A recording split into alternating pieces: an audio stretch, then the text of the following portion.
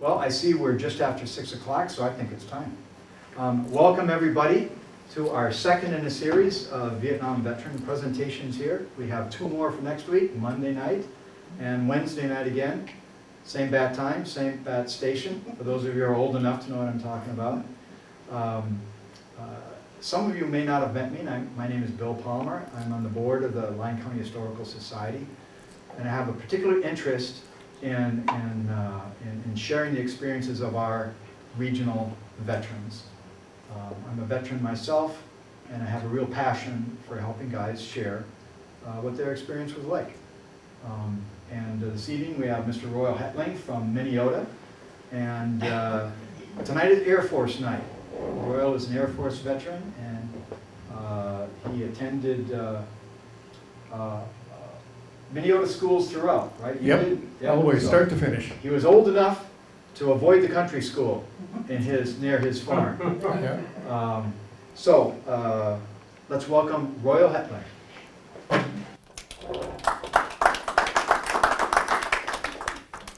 Okay. Well, thank you everyone for coming here tonight. We will see what we can do here and how we can do it. Bill, whenever you're ready. That's a photograph of me, my high school graduation class of '69. Parents were Floyd and Agnes. I had to be number 4 of 5 kids. I had 2 older brothers, 1 older sister, 1 younger sister. Growing up on the farm, we had a general farm. Dad farmed 400 acres, 2 farms, and it was a general livestock grain farm. Livestock was cattle, pigs, sheep, chickens, naturally, of course. Grain, corn, soybeans, oats, flax was a cash crop. Rest of it went in the bin, was used for our feed. In Charlie's service, I had 2 older brothers. Charlie went into the Marines a couple years after high school. Next older brother, Dan, he went into the Army. A couple years after graduation, he got drafted. And then I came along. And there's Charlie, brother Dan, and that's me there. Look at his waist. Yeah. Look at Royal's waist. Very nice. Yep. Yeah, back in my younger days. It's kind of an interesting story. Okay, we'll get to Dan and Tom Bradley. Brother Dan and Tom Bradley were good friends in their younger years.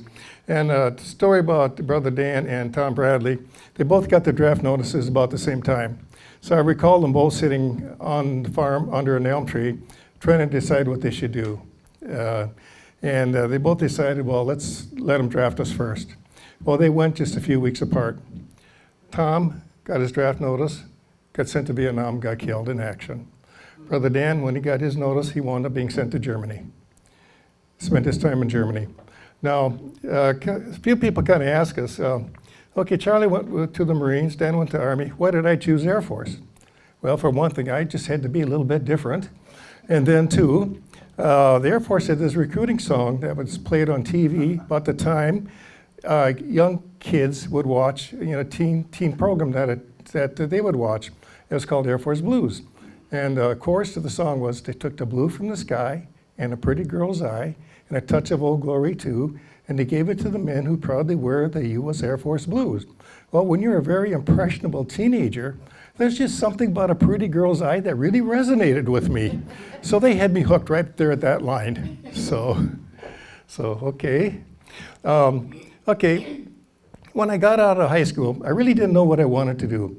So I just figured, okay, now there's no use going on to school for anything until I really decided what to do. Because a lot of kids were just going to school, and they did not know what they wanted to do or what they wanted to be.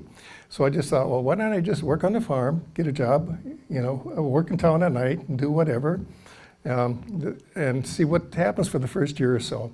Okay, I was 17. I turned 18 that fall, and would you know, as I'm working at the local co-op station in Minnesota one day, as the field work subsided, I got more and more hours at the co-op station. So I registered for the draft. I walked over to the bank, registered with Wally Pesh at the local bank. 2 weeks later, I got a call from the Air Force recruiter, and he just said right straight out, he says, you're now 18, you got no deferments. What are you going to do? Your choices are either enlist or get drafted, and you make up your mind today what you're going to do. He said, if you decide to enlist, you'll be in basic training in 6 days. If you want to wait for the draft, they're going to have you in less than a year and a half. Make up your mind and you decide today. And so I decided, well, okay, might as well just get it over and get it done. So I enlisted that day, so the next day I had to go to Sioux Falls, get my induction physical, all that kind of good stuff out of the way. So anyway, 6 days later, they flew me down to Lackland Air Force Base, began my 6 weeks of basic training, and there is my dress blue uniform there right after basic training there, home on leave. Arriving in a startling new world. Oh boy, yeah, okay, that is a startling new world. You arrive in the middle of the night, and there's a sergeant there. He meets you at the San Antonio airport, and he's talking very nice to everyone. He's saying, all Lackland trainees, please line up over here. And he's telling you to line up in columns of 4. And then he's telling everyone, the guys, go down the baggage claim. For the young ladies, if they got a baggage, go down with them and carry their bags back up. Then he says, okay, there's a blue Air Force bus waiting outside the door. Go down with them and carry the bags onto the bus.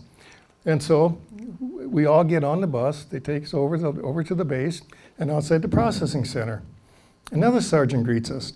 And he gets out and he says, okay, all the young ladies, take your bags and just go into the processing center. And he's talking very nice to everyone. So I'm starting to relax and saying, oh, this isn't going to be bad at all here. They talk really nice to you. So all the young ladies are inside doing their processing, their paperwork. And the same sergeant comes walking out. He had a nice big grin on his face, and all of a sudden he wipes that grin off the face and he slaps the side of the bus. He starts screaming at us, get off this bus right away, and starts screaming at us. We couldn't get off fast enough. And then in the lot there, they had, the lot was marked off with footprints, and you had to line up on a footprint. Then if you had to tap the person on the shoulder in front of you if you're bigger than him. So I wound up in the front row. And so he was yelling and screaming at us. He apparently had a hearing impairment. We're yelling and screaming back to him, yes, sir, no, sir. And he's yelling back at us, I can't hear you. And we're screaming as loud as we can, and he's yelling back at us, I can't hear you. And finally he said, okay. So then he took a roll call, called out each of our names, and we yelled, here, sir. So then another bus pulled up, and he told us what flights we were going to be assigned to, and he took us over to the barracks we were going to be staying in. For the next few days, we were just filling out paperwork, going through the in-processing physicals and going through the medical and dental processing and the normal procedural things like that. Then the barracks, we were fortunate enough, we were put in one of the newer barracks at the time right there in the bottom. At the time they were still had a lot of the World War II Army Air Force barracks there too. And they were just in the process of finishing the new series of construction there. So I was fortunate one of those. Okay, we had a 6-week training schedule, and it was a typical, there a couple of weeks there was a lot of aptitude testing, trying to test just exactly where was your aptitude at, your intellectual levels at. And it turned out that I was basically right in the middle of the road for them all. So I could be stuck in any field that they wanted to put me in. I didn't really stand out in any one or the other, like most typical high school graduates are. You're right in the middle. So anyway, they stuck myself and a bunch of other guys I was in training with in the security police field. So that's one of my photographs I took when I was home on leave with the white hat and white gloves and everything else. Okay, differences from basic training. SP school was much more laid back. They told you what was required of you, and you just did it. And instructors, they just kind of left you alone, but it was a military formation, marching, a lot of marching, physical activity. But you did what you were told, you did what was expected of you, and they were fine with it. And so as long as you measured up, they weren't on you. They did not hound you like they did in basic training. They weren't yelling and screaming at you. They talked pretty decent to you. Okay, then came dog school. One Saturday night, I was in the barracks. A runner from the CQ office came in the barracks, said, get the word out. We're gonna need 25 volunteers for dog school. Pass the word around. We're gonna come for them the following week. The following week, they put all of us into a large room, and there's about 80 of us now. And the sergeant came in and said, we need 25 volunteers. And there will be 25 volunteers from this group. And he used the term, will volunteer. And so he gave us a little pep talk about what dog school is going to be like. Then he said, do we have any volunteers? Raise your hand. Well, a few guys raised their hand, and he said, okay, go to the next room. And he just said, okay, any more volunteers? Well, nobody raised their hand. So anyway, he just said, think about it. I'll come back in about 15, 20 minutes. Well, we sat there. 15, 20 minutes later, came back in. He said, are there any more volunteers? A few more guys raised their hand. Next room. He said, I'll come back in 15, 20 more minutes. Same thing. We had this routine for about a good hour and a half, 2 hours. And I'm sitting there with another guy next to me that I got acquainted to in the barracks. He was from Albuquerque, New Mexico. And I asked him, his name was Don. I said, Don, I said, every time the sergeant comes in here and asks for volunteers, I said, you notice he looks at you and I? And he says, yeah, notice that too. I said, Don, what do you think? Should we or should we not? And he says, I don't know. And I said, yeah, same here too. And so anyway, next time he came in and asked for volunteers, Don and I just said, okay. I said, okay, Don, if you raise your hand, I'll raise my hand. So when he came back in, he said, okay, any more volunteers? So here's Don and I looking at one another, both hands going up real slow. But if his hand went down, my hand was going down. But he put his hand up, so my hand went up, as well as a couple other guys. So he says, okay, next room. So there's about 3 of us in there, and I believe I was volunteer number 16. And so we went into the next room, and there's a lady there, a woman's Air Force, and she handed us a piece of note paper, and she says, write on this piece of paper that states, I volunteered for dog school, date, and sign it. So we all started to write we all stopped, we looked at her and said, how do you spell volunteered? So she spelled volunteered for us so we could write it down. So we dated and signed it and gave it to her, and she said, okay, you guys got the rest of the day off, do whatever you want to do. So rest of the guys had to sit there till probably mid-afternoon by the time they finally got the 25th volunteer. So anyway, okay, we finished dog school, and that was 12 weeks of dog school there, so we had finished that. So anyway, here we go, we're in dog school now. Okay, now meeting Nemo. Okay, Nemo was the most famous dog that came out of Vietnam. He was assigned to Tan Son Nhut Air Base. I believe it was the 377th SPS down there. Now, at Tet 68, Nemo was the first dog that alerted for the Tet 68 offensive. He was seriously wounded. He got shot in the head. Bullet went through one eye and out his nose. His handler was wounded too, and there's about 4 other dogs that were killed, and a few other handlers were also seriously wounded too. But the veterinarians managed to save Nemo, and they brought him back stateside, and they used Nemo as a recruiting dog for recruiting dogs for the war effort. So Nemo was actually used for recruiting drives. And so our first day of dog school, they took us to Nemo's kennel and told us all about Nemo's story. In fact, the Nemo's kennel was just right outside our barracks and dog school, just about a half a block up the street from us. So anyway, dog school was a 12-week course.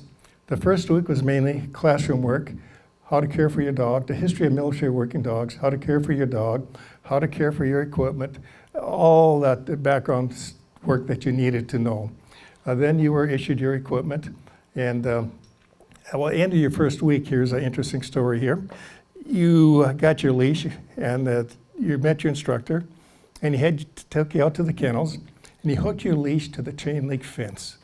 And you practice close order drill, marching in place. Close order drill with a dog is different than close order drill without a dog.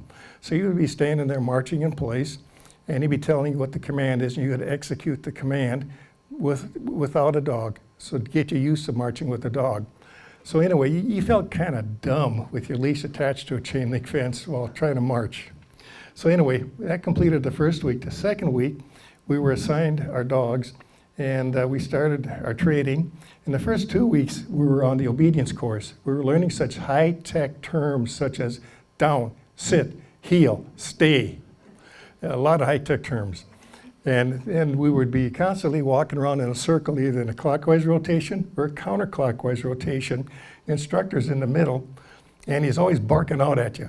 Make that dog heel. Dog heels to you, not you to the dog. Try say please next time. So So after 2 weeks on the basic obedience course, then we moved on to scouting and detection. We did that for about 2 months of that. Once we finished scouting and detection, we moved on to tracking. So we had about a month of tracking, and then we would tie everything together, obedience, scouting, detection, and tracking for the final few weeks. And as far as obedience, Was this your training dog here? yes, that was Mickey. Actually, that was my second dog in training. My first dog was a black shepherd, black lab mix named Blackie. And we're coming up short on my first evaluation. And I kept telling my instructor, I said, I think we got a problem here. He gets tired real easy. And my instructor wasn't really believing me. He just said, no, the problem's not with your dog, your problem's with you. Finally, after a number of weeks, me telling him that, no, Sergeant, we got a problem here. I think he needs to see the vet. Finally, the instructor says, okay, take him to the vet. So I reported him to the vet, and the vet right away asked, okay, what's his name and tattoo number? I told him. I told him what the issue was, and he says, yeah, okay, sounds like he's got worms. So anyway, we gave him a worm medicine, and the next day, his kennel there's 2 worms in his kennel, and it was just full of bloody stools. And so then I was assigned to Mickey right away so I could finish training. Because right after that, I just had visions that I was going to be temporarily assigned to the mess hall with a scrub brush in one hand and about 6 garbage cans in front of me until Blackie recovered. But another sergeant just said, nope, I had an assignment coming down the pipeline, so I had to stay on schedule. So they reassigned me to Mickey, who had already been through the program once, so I had to keep going. So I just finished up school with Mickey. So, okay. Later that spring, we got our orders, and out of 25 of us in the dog school class, 21 of us got sent to Vietnam. And 11 of us wound up being sent to Cam Bay, 43rd. And, okay, when we met at McCord Air Force Base in Seattle, Washington. We filtered in one, 2 at a time that afternoon, and that evening, there was a snack bar right next to the departure terminal there. And we made our last phone calls home, and we went into the snack bar, all 11 of us. And they had the traditional burgers and fries and a soft drink there. That's what we all had. We went back outside, and we called that our last supper. And we went back outside, and we just watched the sun slowly set in the west, because we knew when that sun rose again, we were going to be on the other side of the world. And so then August, we left McCord, Washington, on a Flying Tiger airline, flight F2C3. I still remember the flight number, F2C3, military charter. Thoughts in flight. Okay, our first leg, we left McCord at midnight, or shortly thereafter midnight. First leg, we flew to Anchorage, Alaska for a refueling stop. From Anchorage, there was an 11-hour flight to Yokota Air Force Base, just outside Tokyo, Japan. That was a long flight. You could do an awful lot of self-reflection during that period of time. A lot of times, you're thinking that, okay, I'm going to be gone for a long time. A year at that, when you're 18 years old, 1 year to you is an awful long time. And you're sitting there thinking, what's going to happen during this next year? And I'd had a window seat right behind the wing on the right-hand side. And we're flying up about 36,000 feet, so we're above the cloud layer. So I remember looking out the window, and I was finding the different constellations and different stars. And I'd be finding them, and I kept thinking to myself, those are the same stars I'd be looking at night out on the farm. So I'm trying to reduce that distance. But I also knew from the orientation of those stars that I was flying in a northwesterly direction, because we're flying over the top of the world. So I knew I could orientate myself that way. And so later on in the flight, you keep thinking, and eventually my thoughts turn to the fact that not everyone on this airplane is going to come home. So I started looking around, the people around me, wondering, okay, what about this person? What about that person? That person? That person? Then right away you kind of start thinking, am I going to come home? Is my ticket one way, or is it a round trip ticket? So you think about that, and you just think that, just a little over a year before, you sat on your high school stage getting your high school diploma, and here's your speaker saying, the world lies before you. There'll be opportunities for you. Take advantage of them. He's giving you that pep talk. and you're sitting there wondering, have I lived my life already? Or what? Or is it still ahead of me yet? And so you think about that, and this kind of dwells on you there for a little bit. But then you try and put that out of your mind. You keep thinking, okay, yeah, I'm going to be fine. I'm going to be fine, you know. So anyway, that was kind of a thought that just went on your mind. Okay, give you an idea. Okay, here's Southeast Asia here. Cameron Bay, we're right down here. We're about 150 miles north of Saigon and about 175, 200 miles south of Da Nang up here. We were in Military Region 2. We were one of the 3 most port of entries. Saigon, Da Nang, Cameron Bay were the 3 most port of entries. So we had a lot of activity coming into country here. There's the main part of the base when we come in. And actually what you see here is the 2 10,000-foot runways that we had there. And those runways are still there yet today, and it's part of an international airport. And also, yeah, okay. We were assigned to the 43rd Security Police Squadron Canine Section, and that was part of the 43rd Combat Support Group. So anyway, when we got there, that's one of the first signs you would see out of the airplane window. And when we landed there, you know, you offloaded by branch of service. Marines first, Army second. They went to their replacement battalion, Navy to their replacement facility. Air Force was last. And one of the first things that hit you when you land there, when they open up the doors, the heat and the humidity. It just permeates that airplane. As they were unloading the Air Force people, the person at the door said, how many security police are here? And a bunch of people raised their hand. And he said, okay, how many people are dog handlers here? 11 of us raised their hand. He says, you guys just wait here, everybody else leave. So when they all left, he came back and he said, okay, when you guys get off the plane, you guys get your baggage, go through military customs, go for the incoming briefing, get your currency exchange. By that time, the truck to the kennels will be here to get you. And we said, why is this normal treatment or what? And they said, no, they're so short of dog handlers here, they want you here real bad. That's why they're going to be here to get you.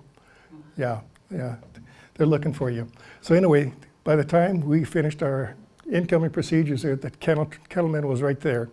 And so as we were going over from the terminal to what we called the east side, we went in front of, I don't know, Bill, if you got that photo or not, but I'll just tell them here, we stopped in front of what they called the Naval Air Facility, NAF.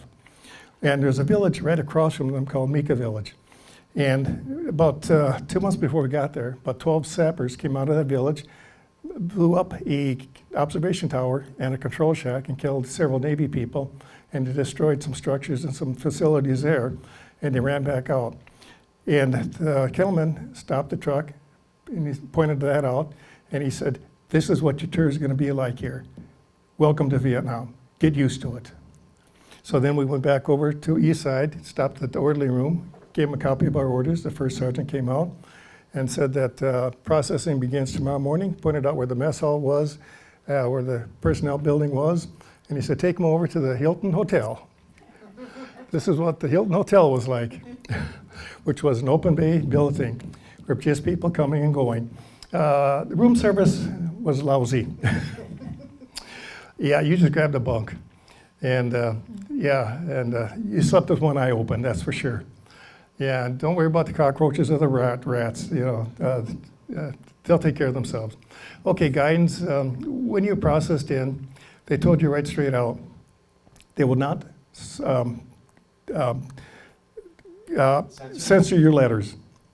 But they also said, you do not write about any type of hostile activity that takes place, nor do you photograph any hostile activity, the result of any hostile activity that takes place, because they do not want any bad publicity to occur while you're there. So they said, do not do it. They said if they start getting complaints, they will start censoring mail. But they said they will not do that. So they said, don't even begin. So, okay, MACV rules of engagement. Okay, that was the most stupidest things MACV could have come up with. Okay, they told us this was a police action.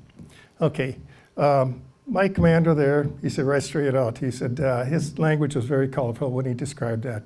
He said, this is no police action. This is an all-out shooting war. And he says, forget about that. He says, McVeigh rules of engagement says that you cannot shoot unless you challenge that person coming 3 times. And you're supposed to yell, halt, dung lie, halt, dung lie, halt, dung lie. By that time, he's no longer in front of you. He's way behind you. So that is just nonsense. So he says, yeah. He says, but that's what the McVeigh rules of engagement says, how you were to apply the use of force. So it was not the best. It looked good on paper, but let's just say leave it as that. Okay, Cameron, okay, the Colt automatic rifle. That's the rifle we carried. It was a sawed-off version of the M16 rifle, had an extendable stock, but a shorter barrel. One problem that was originally with it was the powder that they used in the ammunition with it. There was ball powder and stick powder. One powder burned cleaner than the other. Unfortunately, we kind of got a little bit of that bad ammunition at one time, so we had a lot of problems with weapons jamming. So we didn't know it at the time, but they recalled a lot of our ammunition one time.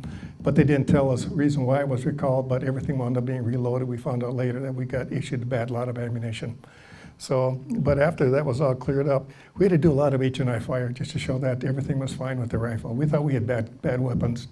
But it turned out it was okay. It was the powder that used in the ammunition. Okay. Colonel Roy's Oh, briefing. Colonel Roy's briefing. Okay. My first commander there, some people didn't like him. For the simple fact, he told you like it was, the way it was. He did not sugarcoat nothing. I thought the guy was okay. He was fair. You know, he was good. Backstory about Colonel Roy, he began his military career as a corporal in the Army in the Philippine Islands. If you know your history, you know what happened in 1941 in the Philippine Islands. He was captured by the Japanese, the Bataan Death March. He escaped from it. And he spent the next 34 months in the Philippine jungle with the Philippine tribe, where he gathered intelligence information on Japanese troop movements, and he organized and led guerrilla raids against Japanese forces. You had to give that guy respect no matter what. But, you know, visiting with his son later, trying to get information about him, his son would even say he had only talked about that maybe 5 times in his entire life with his own son. That's all. He did not ever want to talk about that period of time in his life. So anyway, you just had to, that man just commanded respect for that fact. And a bunch of us just gave it to him, even though a bunch of guys did not like him because they thought he just shot from the hip. So anyway, this is where Cameron Bay was. Brief layout here. This is just an artist sketch. Okay, we have 3 main facilities here. Number 1 was an ammo facility, small arms ammunition there. Anything you could put in a rifle or could be shot from a rifle or small arms, it was stored there. Number 2, this was our bomb dump. Anything that could be shot out of artillery or dropped from an airplane was stored there. Now, I'll give you some idea of the size of this ammo dump. It comprised an area of approximately 160 acres in size. The perimeter around it was approximately 11,500 feet. Now, this area from the main cantonment area, it's out approximately about 2 miles from the main area. That's how far out it was. And area number 3 is actually a fuel dump. And this is out about a good mile to 2 miles too from the main area. So, and that fuel dump composed probably between 2.5 to 3 million gallons of fuel, POL area, petroleum, oils, and lubrication. Now these area, the POL, was a frequent target for Viet Cong sappers. Now if you don't know what a sapper is, that was not your run-of-the-mill Viet Cong. This guy was highly trained in penetration, evasion, and demolition. And so, in fact, I'm going to backtrack here a little bit. Late 69, early 70, the Viet Cong moved 2 sapper companies into our area, the K-92nd and the 407th, where they were to do operations and training against us. So we had a lot of activity going on. And so anyway, these were high value targets that they would go after. And so anyway, these were the targets, because they knew if they could destroy this material as it came into the country, It could not get into the pipeline to be distributed out into the various areas. Okay, the unit's mission. Okay, we were part of the 483rd Combat Support Group. We were there to support operations of other units. We were there to help supply them and help support their operations. So that's why we were called a Combat Support Group. We were not really considered a frontline unit, but it seems like we were frontline an awful lot, especially when you had sappers coming. Handlers, mission, and the 3Ds. Handlers' mission was detect, deter. If you couldn't, then you were to destroy. Simple as that. You would detect them, and if you couldn't detect them, you were to try to deter them from coming. And if you couldn't, then you were to destroy the person. Simple as that. Okay, scheduling canine patrols. Okay, we had 5 levels of security, what they called. Level 1, white, day to day, everything's normal. Gray, slightly elevated at night. Yellow, highly anticipate something may happen. Red option 1, you're under attack, rocket or sapper attack. Red option 2, you're being overrun. Those were the 5 levels of security. Each level required a certain number of people to be out. Unfortunately, we never had enough people to cover everything. In fact, our highest level, highest priority areas we covered was the ammo facility, the bomb dump, the POL, and the bay up to the northern perimeter. The whole seaside was never covered. We didn't have the people to do it. So that was wide open. There's just a couple of observation towers to cover that area. Because we only had about 60 people altogether at the most. And a lot of times, at one point, I believe right around Christmas in January, there's only about 40 of us left. Everybody had deer roast out and nobody was coming in.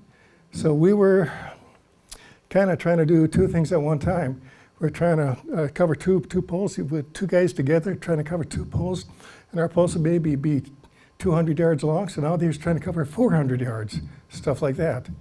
So, yeah, and well, here's another story. I'm going to backtrack a little bit here. I don't think Bill's got this prompt up here, but we were there about a month, and 4 of us guys came together. We're sitting in our hooch, okay, and we had Vietnamese maids, and a maid in our hooch, her name was Han Nguyen Dao, and she was in her early to mid 30s, and she had a friend in her one day just waiting for her to finish up her work, and 4 of us guys were kind of talking, we're sharing our observations after our first month in country, and we noticed this elderly lady, she was listening to what we were talking about, so we asked her to sit down and join us.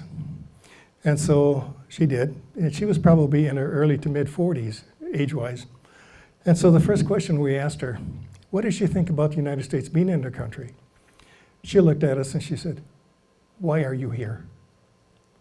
So we told her, you know, the Viet Cong are communists. We're trying to stop the spread of communism, that they're the subjects of the North Vietnamese, and the North Vietnamese are subjects of China and Russia. And so, you know, they're communists, we're trying to stop that. And so she looked at us, she said, what's a communist? So we tried to explain to her what communism was, which no doubt went over her head. So then she said, you talk a lot about VC and Viet Cong. She said, do you know what one looks like if you would see one?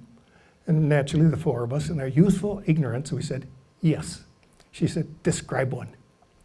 So we're sitting there, we're describing what we thought Viet Cong would look like. When we get done, she said, don't we all look that way to you? So we had to kind of reluctantly concede, yeah, you can all do. Then she said, follow me.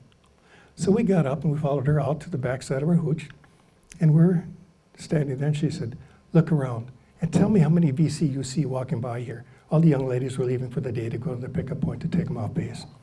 And we're looking at all the young ladies walking by. A lot of them were waving to us, smiling at us, nice and friendly like. And we said, no, we didn't see any here. And she looked at us and she said, you don't see no Viet Cong here? We said, nope, not a one. She said, as we speak, they're all around you. And this took us back. We didn't know what to say. Finally, one of the guys said, what should we be doing? She looked at us and without hesitating, she said, you know nothing about us. the best thing you can do is go back to America and just leave us alone. She said, the longer you stay here, this is where more of you are going to die. And with that, she just picked up her things. She turned around, walked away, and just left us standing there. And left the four of us just standing there to comprehend what she just said, and we still had 11 more months to go. So, okay, getting back to the program. Okay, my partner, Thunder, tattoo number X976. Okay, that's Thunder and myself there, walking in front of the kennels one afternoon. And, okay, my responsibilities to Thunder. Okay, I had to groom him. Note any changes in his health. Report that to my sergeant. And any change. I don't know. Note anything that he acted differently or whatever. I had to note that and report that. His responsibilities to me, mainly keep me alive. Let me know when someone's coming. Okay. Okay, interesting story here. We had a dog in our kennel. His name was Rex. Rex was very aggressive. And every time you walk by Rex's run, he would attack the chain link fencing on his kennel run. As a consequence, he wore his top two canines down, right down to the pulp. We had 2 veterinarians assigned to our kennel. The senior vet said, and Rex stopped eating because of his teeth. The senior vet said Rex should be put down because he has an intestinal problem. The junior vet disagreed and said Rex's problem is his bad teeth. Ironically, this guy right here, this guy right here is a dentist, Captain Robert Engelmeyer. The junior vet and Captain Engelmeyer were hooch mates. So junior vet and Captain Engelmeyer and a couple of us, we planned a clandestine military operation to smuggle Rex into the dental clinic on a Sunday morning when his commanding officer would be down in Saigon on a Friday afternoon milk run and wouldn't be back until Monday afternoon. Well, Captain Engelmeyer was trained dentistry on people, not on animals. This was before veterinarian dentistry was even a practice. So we got Rex into the dental clinic, and the junior vet put Rex under anesthesia. Captain Engelmeyer x-rayed his mouth and said, yep, okay, here's some cavities, here's a tooth abscess there, and definitely some bad, his canines were wore down. So anyway, he filled the cavities, did the root canal, and made a mold of Rex's mouth for crowns. So the following week, he began to research, how to make the crowns. And so he had to go to the Air Force Supply to requisition 15 troy ounces of gold for the crowns. But he couldn't just get it like that. He had to fill out the proper requisition form. So in order to do that, he used Rex's first name for the first name on the form, but he needed a last name. So he used a popular British actor named Harrison for the last name, but he needed a service number. So he used Rex's tattoo number for the service number. Well, that satisfied the supply sergeant's requirements, so he got his 15 troy ounces of gold. So he went around, next week he made 2 gold crowns. So the following Sunday morning, we brought Rex back into the kennel again, or dental clinic again, and he was fitted with 2 nice gold crowns. And so Rex began eating again, and he was returned back to active duty within another 3-4 days after that. Well, about a couple of weeks later, Captain Engelmeyer's commanding officer got wind of what happened there and called him into his office and threatened him with a reprimand, which would have been on his military record permanently. We got wind of that, and we went down and told him instead of a reprimand, he should be given a commendation for saving a valuable military resource. Well, Captain Engelmeyer thought so highly of that, and a lot of his spare time, he'd come up to the kennels and rub shoulders with us. So there's one day I was up there with Thunder, and they asked me to take him out so Captain Engelmeyer could get a good bite. He wanted a good photograph catching a dog. And so when I took him out, they told me to leave the choke chain on him so Thunder could not get a good bite, where he would bite through the wrap. And I told Captain Engelmeyer, I said, if you feel those teeth coming through, you get that arm up in the air right away so I can get them off you. Because I said, how would we explain a medical officer being bit by a dog? So, but anyway, this is an example of what summer maids would look like. They're typical ladies in the early to mid 30s they would range in age from. They were just local women. And their chores were, sweep up after us, clean up afterwards, do our laundry, just general housekeeping chores. And this was part of the Vietnamization bit, Americanization, whatever, to help the local economy like this. And that was basically their duties, just mainly, do our laundry, clean up like that. And this is what Canine Row looked like. When we first got there, this is what our hooches would look like. We had no blast walls, no sidewalk, no nothing. It was just bare sand and some barrels with sandbags in front. That was our blast walls. Then as time went by, they started putting these concrete blast walls in and a sidewalk in and all this stuff to make it a little more fortified for incoming rounds, would lessen the damage. So anyway, hooch life, there would be 6 people in each hooch. The front part be like a little bit of a common area for everyone to kind of mingle in, but the back part, you would have 6 guys in the back part, 2 guys in each section. Back there was your kind of your private area. You had a bunk and a locker and whatever else you could scrounge up for furnishings, that was up to you. And so I scrounged up enough scrap wood I could make a little bit of a writing table, and I found a little folding chair and a few things like that. And a few of the guys would try and get stuff stateside sent to them for a little more luxury or make a little more homey, stuff like that. So it's whatever you could scrounge up or find. Mess hall, well, we had a pretty decent mess hall, and I got to commend the people in the mess hall for us. We had pretty good chow. I can't complain. They did an outstanding job. You've already addressed the keeping them clean. Yep, the hooch bit, yep. Okay, a week after I got there, okay, my first dog I was assigned to was a dog named Pepper. He was a black lab shepherd mix. We didn't exactly blend too good. He kept turning on me, and he wound up actually biting me in his kennel one day. So anyway, that night, I went out on the posting truck after I got bit that night. My sergeant wasn't going to let me off the hook that easy. Royal, Yep. Could you explain what the posting truck did? Okay, after we stood guard mount, we would go out on a posting truck. The truck would drop us off at our various posts around the base. And that's where we get off, and you walk into your post. Either you get off 1, 2, 3, or 4 at a time, and you walk into your various areas. And we had 3 trucks that would be posting different areas. And they go out to different areas, and we'd just get on the proper truck, and we'd take off. Now, a week after I got there, this happened. After I got bit, my sergeant said, no, you come back that night. You go out on the posting, watch the guard mount, you go out on the posting truck.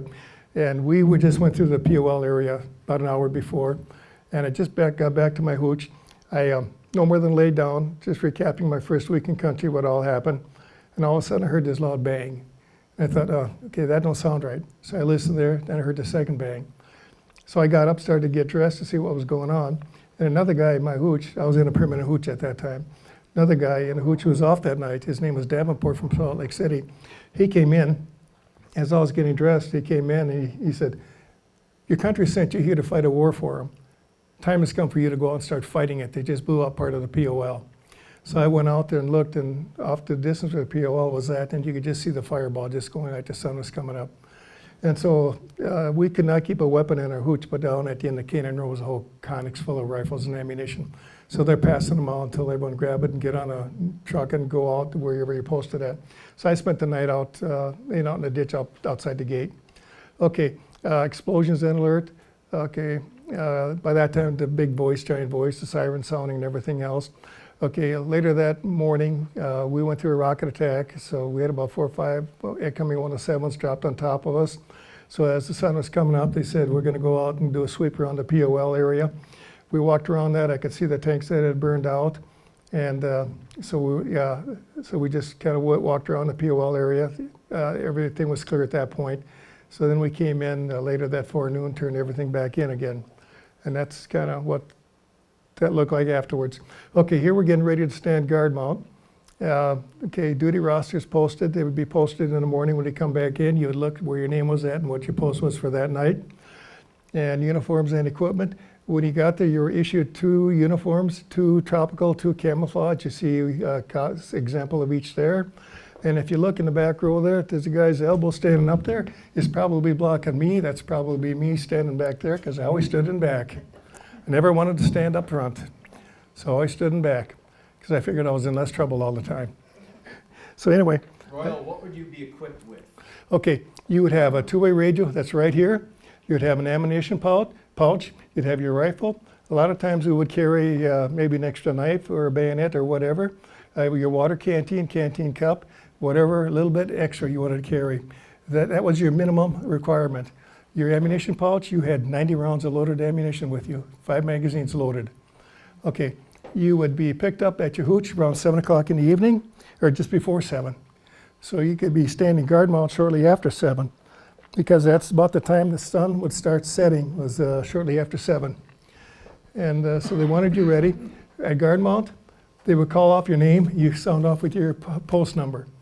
And once that was completed, they will give you whatever intelligence reports that was needed. It was only on a need-to-know basis. If they felt like telling you, they tell you. Then whatever information they wanted to pass on to you, they would pass on. Then as we pick up our dogs, we pick up our dogs. You had that next frame there where we're walking into the kennel. Is that the next one? No. Posting truck, okay. We'll come back to, okay, we go guard mount, we pick up our dogs. We go out, get it. Could you explain to our attendees what it was like for you after guard mount to go out to the kennels area? Okay, the dogs know we're up there. So you see they start barking, they know we're there. They could hear us, we'd be moving around, they could hear us. In fact, a lot of times to fill up our canteens, we'd actually had to walk into the kennel area to fill up our canteens outside the kennels there. So they knew we were there. So you hear their activity pick up, they start barking, they knew we were there. Now, even though these were sentry dogs, now sentry dog was a very aggressive dog. The meaner the better. No one else could work your dog. They could not get in on them. They would not accept anyone else once you established that rapport. Now, like, you could not walk in on him. He would tear you apart unless he accepted you as a handler. And that would, it just took a little time to build up a little bond. But now I should go back here. We use 3 types of dogs now. There's a tracker. The tracker walked point in front of the infantry patrol. He would alert to booby traps, ambushes, and snipers. There was that was the scout dog. The tracker dog would be a black lab, and he would track the bad guys down after contact was made, and he would track them down if they went into a tunnel or a village. The tracker dog would actually walk right up to the guy who was actually the trail he was following. So the Viet Cong didn't like that, so they would kind of put up wanted posters to kill the tracker dog or the scout dog and his handler. So I think they must have like 10,000 piastres for the dog and his handler. So okay. The posting truck, they're usually 2.5 ton government trucks, the typical government 2.5 ton trucks. We get on the back, we go out to our posting area. Once we get off, we bring our equipment with us, usually in a bag or whatever. Now, one thing we would do, we would not wear a helmet or hat. We'd always take our hat off, whatever. And equipment we would carry, but usually a flak vest and maybe a poncho during the rain season, something like that. That'd be about it. SAT. SAT is an acronym for Security Alert Team. Is your backup? That's a big question mark. Okay. We had about 3 or 4 different SAT teams there, and they covered different areas. They'd have names like Victor Tango, Echo Papa, Victor Tango, like that. Okay, the issue we had with them, we would call in an alert. Our dog would alert, we'd call into an alert. They would come out. They're supposed to be there within 3 minutes. Okay, that's what it says on paper. They'd come out, right away the staff sergeant would say, your dog alerted on an animal. Okay, sounds good, but your dog was trained to alert on the human scent, not the animal. Or they tell you, you don't know how to work a dog. That's what they tell you. So after about the 3rd time this happens, you just stand and say, why am I calling them for? So let's just forget calling them, leave them out of the equation. If this is what they're going to say, it's just a waste of time calling them. So you just forget it. So the people above them had no idea what was actually going on because you just weren't reporting it. Okay, if you have any questions, just raise your hand. Go ahead. I noticed in there was a lot of 2-stripers. Is that about the top rank for the dog handlers? Yeah, most of those were buck sergeants, airman first class. Yeah, airman first class. Yeah, and some of us, if we were there a little bit longer, we would wind up getting our 3rd stripe, but that wasn't too often.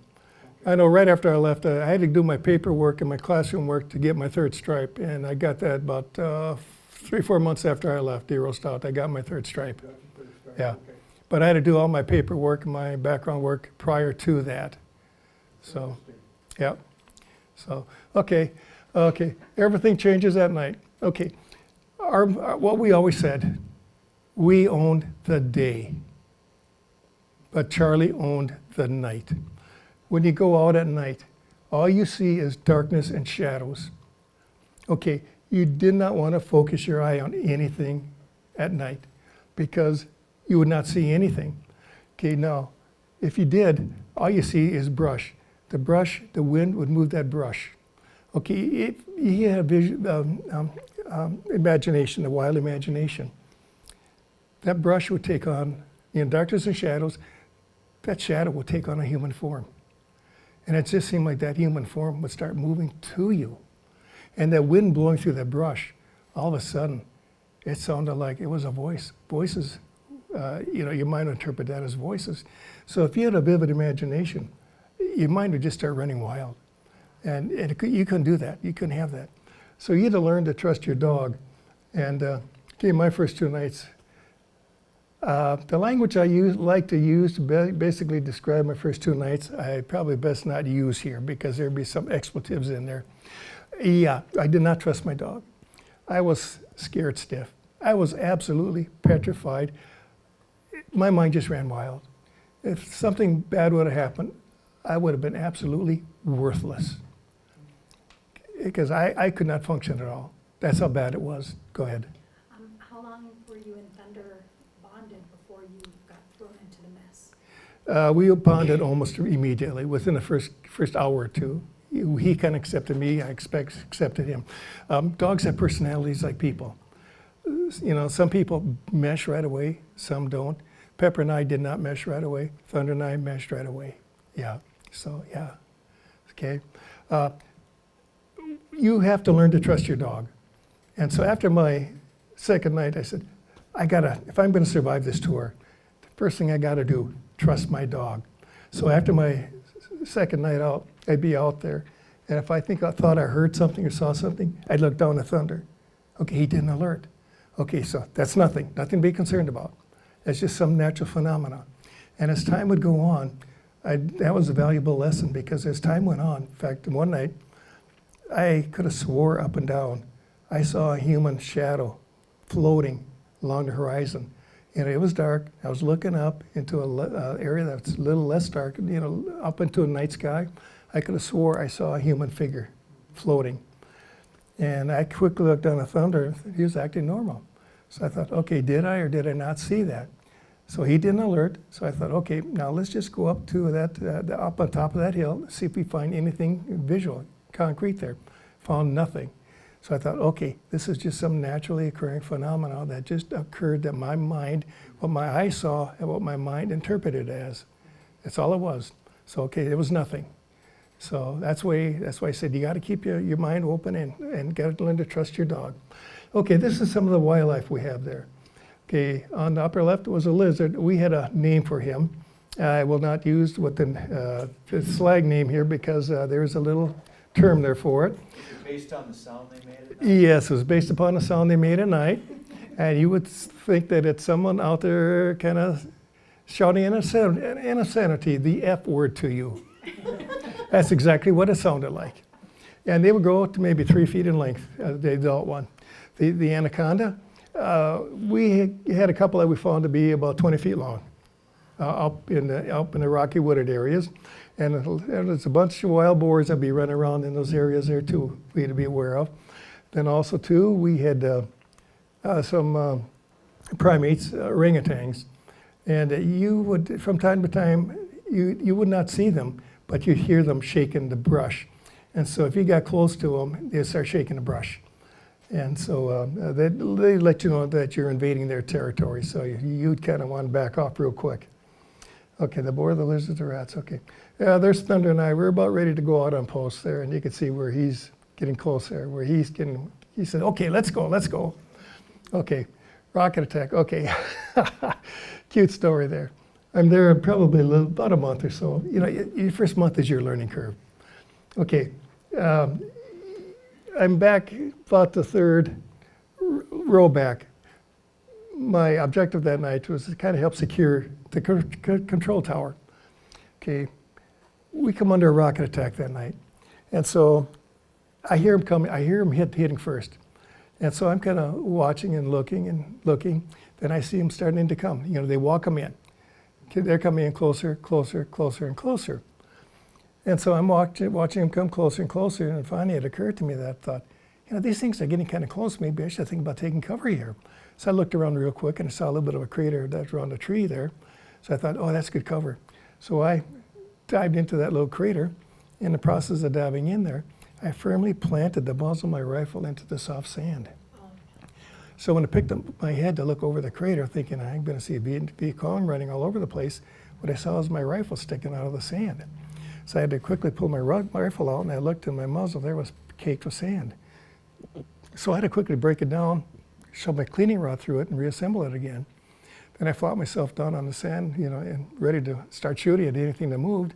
And all this time, here's Thunder standing on the crest of that sand dune around me, just standing there, just looking at me.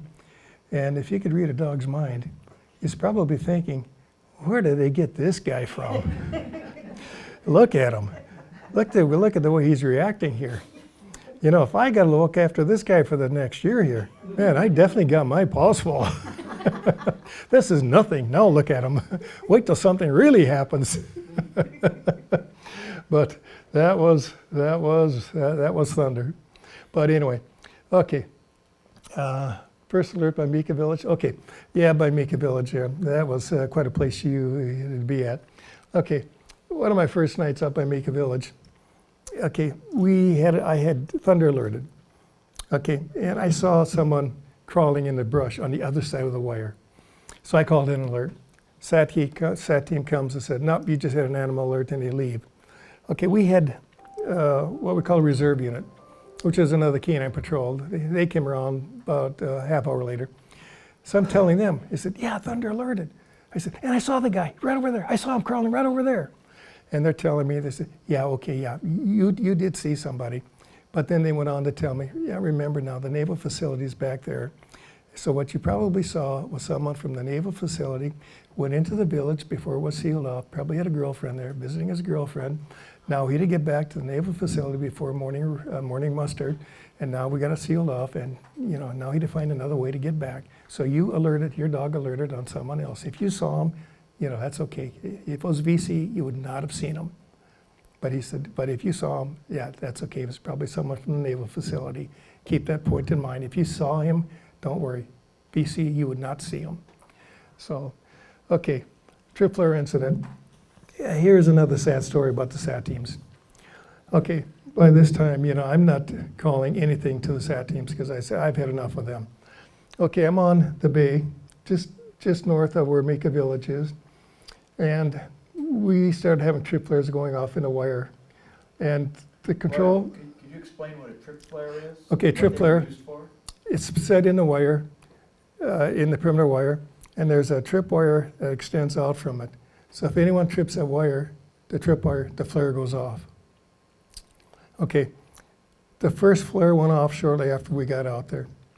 Okay, the guy in the observation tower, he calls it in. Okay, so Central Security calls me and said, do you see that trip flare burning? I said, yes, I do see it. So they said, can you go down, check out, see why did that trip flare trip? I said, yep, okay. So I left my position way out in back where it's nice and dark. I went right down out where it was wide open and nicely lit. I looked at it, and I kind of looked around at it real good, and I could see no reason why it was tripped. So I get on my little two-way radio, I call for the SAT team. Well, the SAT team comes, and the sergeant doesn't even hardly get out of his jeep. He says, animal set it off. Okay, he calls it an animal, he's gone. Hour later, the trip flare next to it gets tripped. Same procedure, we do it again. Tower gunner calls it in. Central Security calls me, I go down, I call the SAT team, hour later, yep, animal, okay. We did this the entire night. Just before the sun comes up, the last one goes off. Okay, I go down, I look at it. Just at this time, I see an area in the sand, right where the tripwire was at, that it looked like it had been lightly swept. So I call for the SAT team again. This time they take their high-ho time coming. When they arrive, the sergeant looks like he's hardly PO'd. And I said, nope. I said, you better not call no animal in on this one. I said, you better look at this. I said, this area looked like it's been lightly swept. He kind of gave me this look like, you don't tell me what to do. You keep your mouth shut. And I kept pointing this out to him, look, look, look, look. Well, he just more or less said, keep your mouth shut. I'll call it whatever I want to call it. So he called it in as an animal. I figured, okay, the sun's coming up, we're going to be out of here, our night's over with. So anyway, the next night, the Vietcong come right through there. They wound up killing a couple of them. And so I'm on the far end by the bomb dump. That's where I'm at. And I can't hear everything, what's going on. But the bomb dump, we were being heavily probed the entire year. This is into 71 now, and we're being heavily probed. And we chased the Vietcong out of there several times already earlier that year, a couple of times already. And so now they're beginning to think that that was just a diversion, and they're going to try and blow that dump that night. And I'm sitting there thinking, God, if they're going to blow this dump, I'm on a post that they're either going to come in or come through, either coming in or going out. And so they told me that keep patrolling back and forth all night long, and they took all our backup. Everything we had, they moved them, everything that way, and try to cover that area. So we were hanging out there by ourselves, nothing supporting us. And part of my area that I had was heavily wooded, and I just had a little narrow lane to patrol down. And like I told a few people, I said, the stress level is so high that I said, your mouth is so dry you can't swallow. Your heart is not beating in your chest, it's pounding in your chest. And your stomach just feels like it's tight in a knot, and you got someone on each side pulling as hard as they can. And you're trying your darndest to walk on air. And before you start patrolling your lane, you just kneel down and you just kind of talk to Thunder, and you just pet him and you just tell him, if you can give me 1 second, just give me 1 second. That's all I need is just 1 second. And it seemed like, he can sense that your apprehension, that you're so uptight. And you just start walking down the lane, and you just leave the leash loosely over your wrist. And you're thinking if they get you, at least he can get away, at least get one of them. And so you start walking down that lane, like I say, trying to walk on air. And when you reach the other end, you come out into a little bit of a clearing. And you see your shadow, and you swing around, and you put an entire clip in your shadow, but you catch yourself just short of doing it.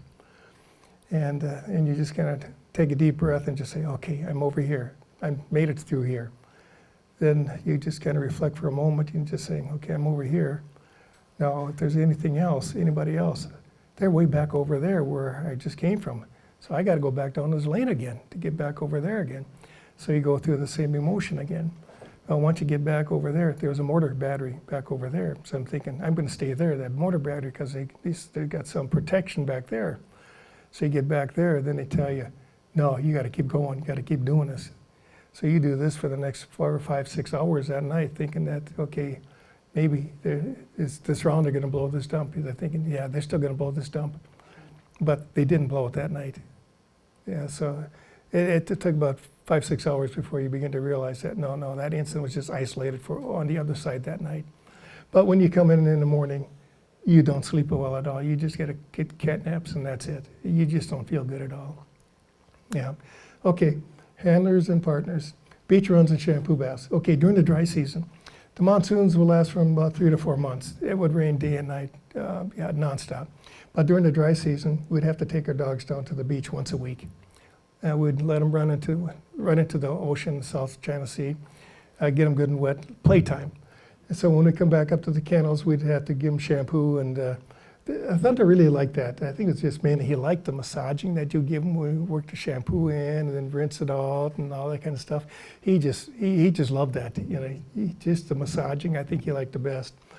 And then the canine cemetery.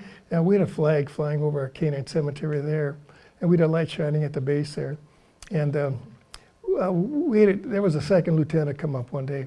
And there's some VIPs going to come up, and he was raising an issue because we had a light lighting up that American flag. And the sergeant just said, well, what's wrong with that? And he said, well, you're lighting that flag up. It's a light beacon for the Vietcong. And the sergeant just said, well, what about lighting on the runway and the taxiways? What's that doing at night? He said, what difference does this light make? Well, second lieutenant, you can't tell him anything, but anyway, he says, that light stays on. So anyway, VIPs came in and showed them that's how much respect we had for our dogs. We had a cemetery there with a cross and a dog's name and tattoo number on it and an American flag flying over it. And here's just a couple of guys, just sitting on our loading dock with their dog ready to go out. And these were not sentry dogs, they were patrol dogs. They were much tamer dogs, more sociable dogs that you could work with other people. That's what the monsoons would look like. Okay, we had a typhoon that blew through, it was in October, early November.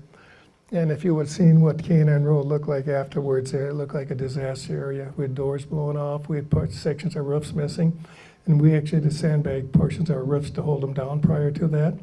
And winds, I think, got steady wind over 90 miles an hour. And we still went out prior to the typhoon hitting. And I remember I was out in the bomb dump that night, and they said, take your kettle chain with you and tie yourself to any object that isn't going to blow away. And I remember a post I was on, that there was a humongous rock on it. I remember hunching down on the leeward side of it, on the downwind side of it. I hunched down there all night long, hiding behind that rock. And the wind was just howling around me, and the wind was just, and the rain was just whirling right around me the entire night. And in the morning, walking up to a relief point, there's a washout in the road that washed out under the road, and I fell into the washout. Yeah. Okay, because of the wet season there, nothing dried. Your clothes didn't dry, nothing dried. So guys, I think all you folks kind of know what foot fungus is like, athlete's foot, from high school, locker room, stuff like that. Well, everyone got that. And they were giving us foot powder and kind of ointment we were putting on between our toes and onto our feet. Well, our clothes didn't dry, so they got a kind of musty smell. Your bedding didn't dry, so that was always wet, damp. The roof, the ceilings on your roof and your hooches was kind of asbestos material, so water was seeping through on that. You always had water puddles on your floor. Everything was wet. And even when they washed your clothes, they would not dry, so everything was just wet. So naturally, that fungus just kind of thrived. And so, yeah. And there's off-duty, a little fun time. In fact, that's me and the orange trunks there, top on the left. Younger version of me. And so writing letters home. They always said, write at least once a week, but be careful what you write about. Don't write about anything hostile. Don't, just tell them everything's fine, just keep an upbeat letter and nothing in particular. Okay, there was an orphanage. That's a friend of mine, George Rivas there. We would go to an orphanage from time to time when security conditions permitted, because that orphanage, actually, area adjacent to us was always considered hostile territory, Vietcong controlled. And so we would, from time to time, go to that orphanage. We would bring them clothes, school supplies, candy, stuff like that. And when we get there, they'd always say, can you spend a little time playing with the kids? Because these are all orphans. And so we'd spend about an hour or so there, then the people there would start getting a little antsy and nervous that they wanted us to leave, because they did not want to appear that they're getting too friendly with American forces. Because once we left, the Viet Cong were watching us, so when we left, they come in and look at everything that we brought them. So they did not want us staying too long. So, okay, Christmas. Okay, Christmas was kind of a bummer and a downer for everyone. There was a 48-hour ceasefire that went into effect at midnight on the night of the 23rd and expired at midnight on the night of the 25th. And so it was kind of a bummer. Everyone was kind of down in the dumps. And American Forces radio, everyone had a radio playing in all the hooches, and they're playing all the familiar Christmas carols. So some of the guys got together and said, oh God, we got to pick up the spirits here. So they made that sign. And then he started getting everyone together. Said, come on, let's guys get together. Let's have a little Christmas cheer. So we had a little party on Christmas Eve that afternoon. And that night, going up to the kennels there, our sergeant had a little treat for us. Instead of having sea rations that night, he had in-flight kitchens make us 2 bologna sandwiches. Yeah, something a little different. So yeah, that was kind of a nice break from the normal. And I remember that night, we had the intelligence report that we were read. Shortly after Thanksgiving, they had gave us an Army report stating that they had information believing that the Viet Cong were going to mount a major offensive, and we were going to be the recipients of it. And the timetable was going to be the week between Christmas and New Year's Day. And so all the intelligence that they were telling us at that time was that it was going to occur. And so Christmas Eve, just prior to that 48-hour ceasefire, every troop movement they had was moving in our direction. All of a sudden, everything stopped. They weren't telling us nothing. And so that night, they reminded us once again that of that intelligence report, and they said, if it's going to be violated, let the Viet Cong violate it first. They read us the revised Back Bay rules of engagement. Let them fire the first shot. We'd have to fire the second one, only in self-defense. So they said, but anyway, I was posted on a post in what we call a rocket alley. I remember getting out there, looking around. I thought, oh God, full moon, a lot of lighting tonight. Looked across the bay. I thought, oh boy, if there's ever going to be a rocket attack, tonight's a good night for it because our towers would not be able to see the launch points. So I thought, oh, tonight's going to be a good night for it if there is going to be one. But no, there wasn't. Got through it. Okay, I kind of wanted to extend for another Turk. I was pretty well attached to him, and I did not want to leave him. So, and I felt I was pretty well in tune with my environment there. So I wrote home, told the folks I was contemplating extending, and I kind of wanted to hear them say, well, we trust your judgment. You need to do what's best for you. But unfortunately, I got just the opposite. How could I do that to them? Haven't they been through enough, like that? So I even talked with my sergeant about it, Sergeant Julian there. And Royal, could you comment on, because they went through this not only with you, yep, but with 2 older brothers. Yeah, and so I was like, okay, isn't this enough? Haven't we gone through enough? How much more can we take, like this? I had to be number 3. So anyway, so I chose not to extend, more or less to appease them. And so anyway, so Thunder had to stay behind. And so anyway, I had to leave him. Fortunately, Sergeant Julian and I, we had enough respect for one another. Another guy came up to me and asked if I would put a good word in with Sergeant Julian if he could take Thunder over. So we went up and we talked with Sergeant Julian, and he agreed that he would let this guy take him over. That's how much courtesy we had for one another. And so anyway, I took Thunder out of the kennel and handed the leash over to Lee Barbie, the guy, he was from Tennessee. And so I went into the kennel office there and then just got out of the way, and Thunder knew something was up and like that. So anyway, actually we kind of left on short notice because we were supposed to leave kind of end of August. This was end of July. And I was out in the bomb dump, and the guy, machine gunner in Victor Tango, said, this is my last night out. I'm being relieved in the morning, going home the following Wednesday. And I just said, well, I'm not far behind you. I'm going home in 20-some more days. And he says, oh, going home in August? I said, yeah. He said, no, you're going home next week with me. I said, yeah, right, tell me about it. So I thought he was trying to get a rumor started. So yeah, I did. I blew him off. Well, a couple of days later, Saturday morning, one of the guys from Lincoln, Nebraska came in. Okay, yeah, getting to that now here, okay. Yeah, anyway, guy from Lincoln, Nebraska came in Saturday morning. He said, came into our hooch and asked, he said, hey, have you guys heard anything about us going home Wednesday? I thought, oh God, the guy got that rumor started.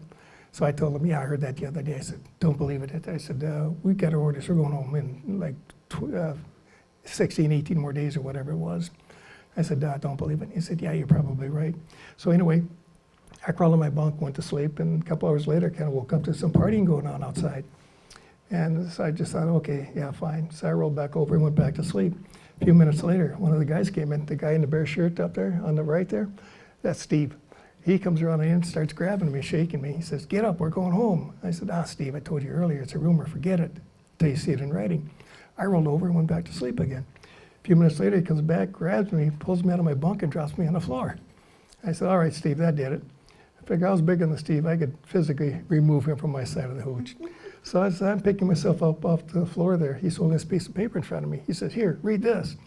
So I'm picking myself up. I'm kind of reading it, and I'm reading all our names down below it. I said, Steve, we're going home Wednesday. And Steve looks at me and says, what do you think I've been trying to tell you? So anyway, I had to go out and join the party. So anyway, yeah, it was our amended orders. So then we had just a couple of days to try and process out. We had about like a day and a half to try and get 3 days of processing done, but we managed to do it. But anyway, we had a giveaway. A lot of us had just been reissued a new set of uniforms, but they told us, don't try and take them out because Customs isn't going to take them from you. They're going to say they need to be reissued or whatever. But unfortunately, Cameron Bay had a pretty big active black market business going on there. So that's probably about what would have happened. So we were giving anything good that we had, we're leaving them behind or giving them to the guys that were left behind. So, and goodbyes before the posting truck. Okay. Our last night, okay, we had a routine. So one of the traditions we had, you always had to go back up to the kennels and say your formal farewell to all the guys that were staying behind. And so we all had to do that, and we kind of all did it on our own as we felt comfortable. And so we all did it. And so anyway, I went up there on my last night there, after this photograph was taken. That was taken our last night there. And I went up afterwards, and then I just kind of said bye to all the guys. I said, God, I wish you guys could all be coming with us in the morning.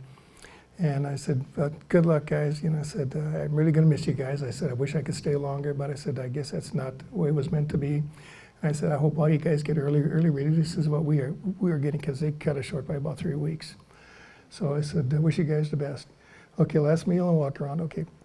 After I left the Hill that night, we had a nice theater, so I went to a movie there. Don't even remember what it was, but I just went to a movie. Then after the meal, went over to the mess hall, and they served a midnight chow there. And after that, I just walked around. All I did was walk around, and I kept asking myself, am I doing the right thing by deroasing? Should I have extended? And that's what I just did, just asking myself, should I have done that? And then the following morning, the kennel master told us he was going to send the truck down to us about 3 in the morning to take us over to the airport, because we had to check in by 4. We checked in by 4 in the morning. So he did that, and we watched our plane come in. We watched it land. It was Flying Tiger, flight F2C4. So anyway, we went over there. We went through all the normal procedures, customs and photos. Yeah, they confiscated all our negatives. Told us we couldn't take them out because they thought there was any type of hostile activity on them. They weren't going to chance it. They went through our photo albums. Any photo they did not like, they took out. Film on a camera, they took out. Anything they did not like, they took. And Class A, okay, told us we were required to travel in a Class A uniform. Told us about the political situation at home, the anti-protest like that. But they told us if we were going to step out into the street, we were to take that uniform off. Otherwise, you're going to be assaulted, no doubt. So, okay, there's no time to notify the parents that we were coming, because mail took at least 5 days, a lot of times by what we call snail mail now. So we only had about 3 days to write home. So anyway, we got home. In fact, we got to the airport in Seattle. We tried to call home. I don't know if a lot of you guys remember the old party line, but the first time I tried calling, I got the busy signal. So anyway, we all decided we're going to go to the airport lounge. We're going to have one last beer together. Not thinking, age 21, we're all 19, 20 years old. Only one guy was 21. We get to the lounge, first thing the waitress says, get your IDs out, guys. So not thinking, we're getting our IDs out. We're giving her some good-natured grief. She's looking at him. She says, well, you guys are only 19, 20. Only one guy's 21. Only one guy can have a beer. So that good-natured grumbling now turned into some pretty serious growling. Only one guy got a beer. So anyway, I tried about 3 or 4 times that morning to get busy signals. I had my ticket from Minneapolis, ready to get on the plane, and there's a play phone right on the edge of the departure lounge. I thought, I'm going to try one more time. The phone rings. And it was about 11:30 back here. The phone rang. Mom answered. So I said, oh, hi, Mom, what's going on here? Oh, not much. I said, well, I thought I'd just give you a call. She goes, oh, yeah, okay, yeah, where you at? I said, oh, I'm just here in Seattle, ready to get on the plane here. Oh, okay. Yeah, I'll say, I'm going to try and catch the bus. If I don't make it, I'll give you a call. Okay, bye, got to go, bye. Click, hung up the phone, quickly ran out, got on the plane. So anyway, yeah, I did make it. But when I got to Minneapolis, got to the bus depot there, the cab drive there, yeah, I was on the cab. Yeah, the cab driver knew I was kind of in a hurry to get to the bus depot there, because I knew it was going to be kind of a tight call there, because I was pointing out holes in 494 to 35W and get there. And so he told me that if I missed the bus, Minneapolis Aquatennial Parade was going to be that night. He'd take me to a hotel on the parade route so I could watch the parade. But we got me to the bus depot there. He wanted to know what town I was going to. I said Minneota. So he parked his cab in the driveway so no bus could leave. He was going to screen him. Yeah. When I ran and got my ticket, the ticket agent there said, you got 15 minutes. So I quickly ran back out and told him that. I said, we did it. I got 15 minutes. And my fare from the airport to the bus depot was $6.50. Well, I offered to give him a tip. He says, no, this is the least I could have done for you, and he drove away. So I went back in, stood there by the door, and just looking out over the waiting area. And, you know, Vietnam vets, they don't want anybody behind them. They want the crowd in front of them. So I'm standing there by the door, and the guy came up to me, and I didn't see him come up to me, but he stood on my right. And he said, speaking very softly to me, he says, "You've been in Nam." And my first thought was, ignore him, he'll go away. We repeated again, "You've been in Nam." Well, I thought, okay, he's not gonna go away. So I quickly kind of slowly turned and looked at him out of the corner of my eyes, and I saw a guy that looked like he hadn't shaved, he changed clothes in about 3 or 4 days, so right away kind of stereotyped him as being a heckler. So I turned and looked straight at him, and I said, "Why are you saying that?" He said, "You got that look." I said, "What look is that?" He said, "The look on your face." And I, in a very challenging tone of voice, I said, "Yeah, so what about it then?" Both my fists were clenched at this time. I figured if he's going to hassle me about it, we're going to settle that issue right there on the spot. Not that you got a mean streak in you, but you just had no intentions of taking any of this BS that they come back with. And I just said, "Yeah, so what about it then?" And he held up both hands to me and he said, "It's okay, it's okay." And I just kind of said, "Yeah?" He said, "I was there too." And he asked me how long. And I said, "Just a couple of weeks, short of a full year." He just shook his head and I said, "What about you?" He said, 3 months. I said, 3 months? I said, "A tour's a year?" He said, "Yeah." I said, he went on to tell me that he was in infantry, he was on patrol, as the patrol got ambushed. To use the term, what happened to him, he got shot. And he said he spent 6 months in the hospital in Japan, and he flew him back to the States. I had medically discharged him. Now he's back at the Minneapolis VA for further treatment. Now he's waiting to catch a bus to go back home to wherever it was that night. So we talked there for a few minutes there. He said, "I saw you standing here." He said, "I could just tell from the expression on your face that you've been in Nam." So we talked there for a couple of minutes, and then I heard on the loudspeaker overhead there that they're now announcing the bus to come to Minneota here. So I said, "Well, that's my bus." So I shook his hand, wished him the best, picked up my bag, turned around, walked out, and got on the bus. When I got on the bus, I went to the very back seat. There again, I wanted no one behind me, I wanted them all in front of me. So, okay, yep, adjusting the civilian life. Okay. Yeah, okay. When I came back, I just wanted to be left alone. I just told people, "Don't bother me, leave me alone. Just leave me alone, just don't bother me, just stay away from me." So I didn't go anywhere, didn't do anything. Well, I just went to school and kind of worked a little bit, went to school, and just stayed to myself. You know, I just didn't want to blend with nobody. What did I learn about myself? Okay, biggest thing I learned about myself, once I kind of got over a few issues, was that, okay, there's nothing I could not accomplish. All I had to do was just set my mind to doing that task first. I could do it just as good, if not better than anybody else could do it. I just had to make up my mind first. What I learned about others, they're no better than me. Even though some people got the attitude that I'm better than you, no, they're not. They're no better than me. I'm just as good as anybody else. Okay. See, we're running a little bit late here, Bill. That's the last slide there, sir. Okay, that's good. I've been kind of trying to watch the clock back here too. Let's thank Royal for his service and for his willingness to come in and share it with us. Okay, thanks. Does anyone have questions that we didn't answer during the course of Royal's presentation? Okay. Please. Well, I'm curious whether you were ever in contact with the people that you had bonded with, whether it be dog trainers or other people. Have you ever come in contact with anyone? You bet. In 2 more weeks. Really? 2 more weeks, yep. In fact, Karen over here, my wife, she loves it. Especially the women, when they get together, what's on their mind? Shopping. Where's the reunion this year, Royal? Cocoa Beach. Oh, wow. Yep, Fabulous. yep, Every year we go somewhere. yep. Yeah. Unfortunately, guys, I hate to say this, but we're starting to lose our guys. A couple of years ago, we lost 3 within a few weeks of one another. COVID took 1, cancer took 2 more. Yeah, yeah. Any other questions, anybody? Thank you so much for joining us tonight. We appreciate your attendance and hope you found this evening interesting. Yes. Thank you very much. Yeah. Thanks for coming. Thank you, Royal. Okay.